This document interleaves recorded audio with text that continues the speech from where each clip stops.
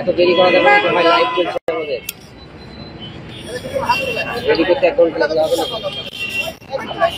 আচ্ছা, এই যে 11টা পয়েন্টে আপনাদের যে আজকের যে বিশেষ আমরা কার্যক্রম দেখলাম এই সম্পর্কে আপনারা দেখছেন যে রাজশাহী মহানগরীর 11টি পয়েন্টে একই সাথে ফোর্স মোবিলাইজেশন ড্রিল এটি অনুষ্ঠিত হচ্ছে মেট্রোপলিটন পুলিশের পক্ষ থেকে।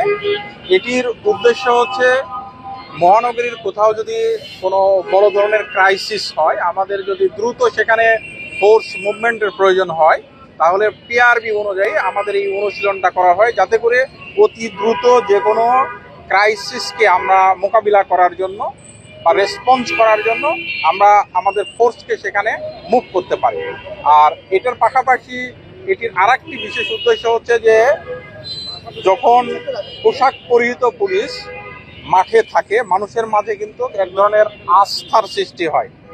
আমরা এই চেষ্টাই করছি যে মানুষের মাঝে আস্থা ফিরে এসে মানুষ যেন এক ধরনের নিরাপত্তা বোধ করে, এটিও আমাদের আরেকটি উদ্দেশ্য। একটা প্রশ্ন ছিল যে 11টা পয়েন্টে যে আপনারা এটা দিয়েছেন নিরাপত্তা, এই কয়টা থেকে কয়টা পর্যন্ত থাকবে না? এটি আমরা বেসিক্যালি আজকে 4টা থেকে শুরু করেছি, আমরা পরবর্তীতে এইরকম ড্রিল আরো করব। আর আমাদের যে নিয়মিত চেকপোস্ট গুলো আছে, টহল টিম গুলো আছে, ওইগুলো কিন্তু চলবে।